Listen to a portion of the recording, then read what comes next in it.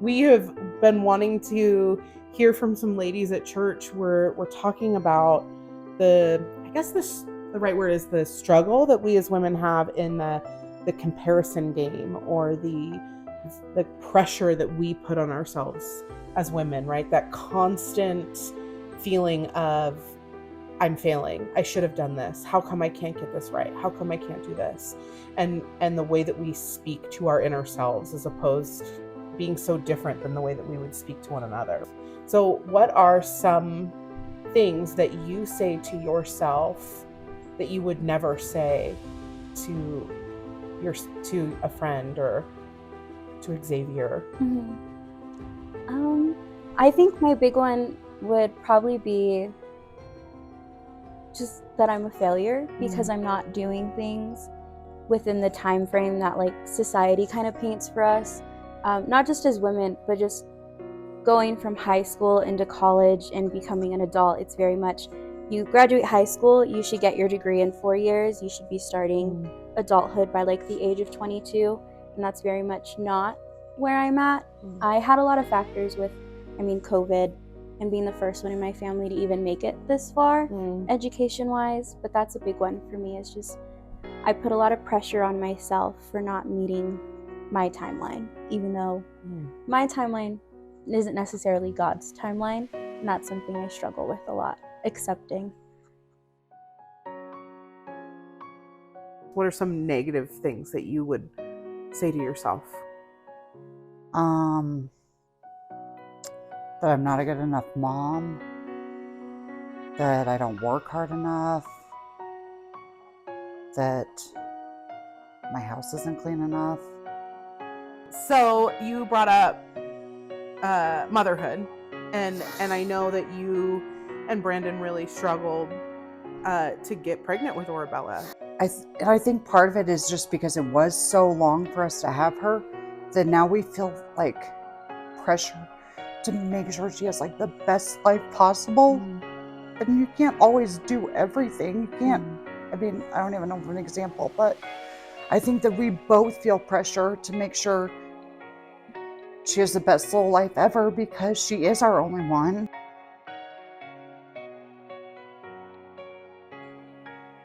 I have a lot of self-negative talk. In general, just that I'm not good enough.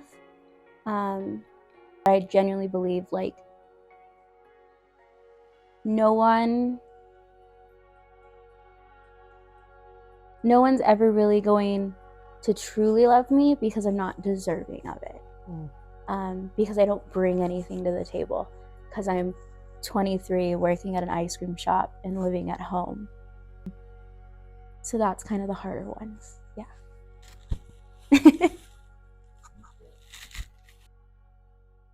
But I want to know what you would say. Oh gosh. What would you say to this Victoria? I would apologize to her, first of all.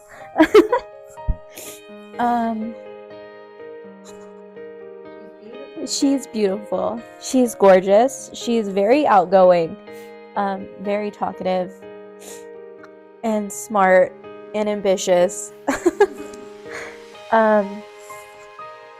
And I love her. And she is worthy of love, and she's amazing. I feel bad that I didn't protect her more.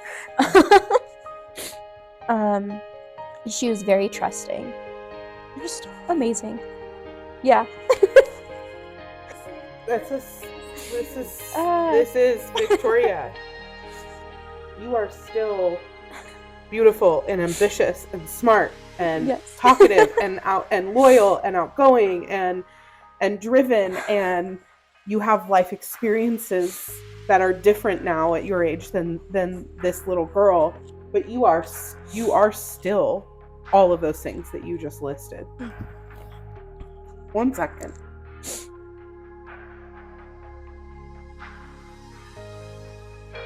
Can you share a little bit about what those years of trying to get pregnant were like?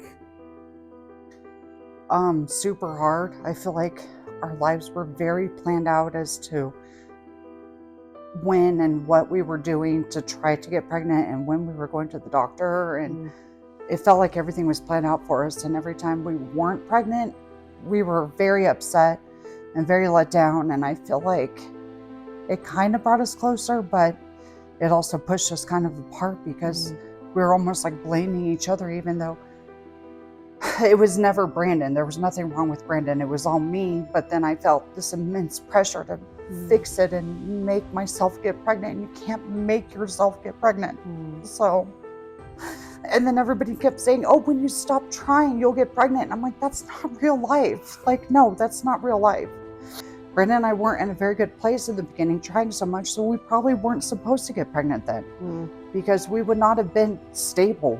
I was drinking too much. Brandon was trying to work a lot and stay away from me, and we would try to fix it by going to church or going on vacations. And I feel like we had a very good relationship, but every time we did not get pregnant, it was just like another hit. So we kind of took it out on each other a lot. I think that after we did the fertility treatments and none of them took, and I couldn't do anymore, and we didn't know what we were going to do, and we hadn't talked about fostering or anything yet, I think we pretty much decided, like, we got to find a church. Like, we need good, solid friends, and I have wonderful friends at work, but none of them are none of them are friends that I've met in a Christian setting. And we needed people that would kind of rally around us and support us. And so we literally got online and was like, we want a small church, because we both grew up at New Life Church, and Googled small churches in Colorado Springs, and New Song was the first one that popped up, which is kind of cool. And I was like, oh my gosh, it's a mile from our house. Let's go. So I think that it was kind of God almost audibly saying, like, you guys need more than each other and our families. And we needed really close, good friends and somewhere to go. And so I feel like once we started going to church again, it made a big difference.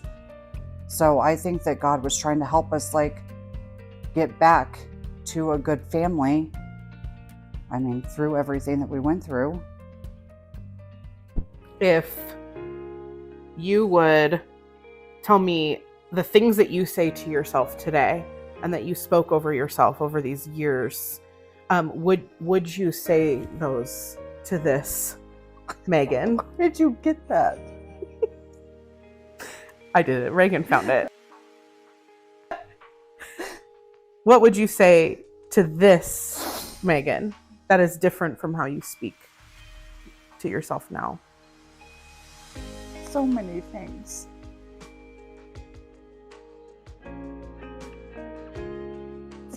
What to say?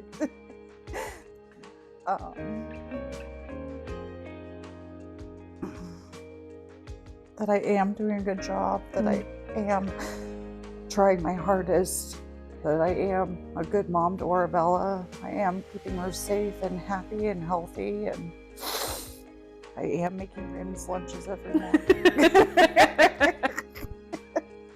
Like, the things that we say to ourselves as moms, we would never speak over our children. No. And even Arabella said the other day, I don't know what she did, but she did something and said, I'm so dumb. And I said, you can't ever call yourself dumb. And how many times have I called myself dumb? Right.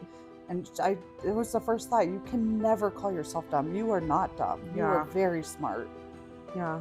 And we have such a hard time speaking those things over ourselves when we're so quick to speak them over our children. Yep. So, yeah. Well, thank you. Thank you.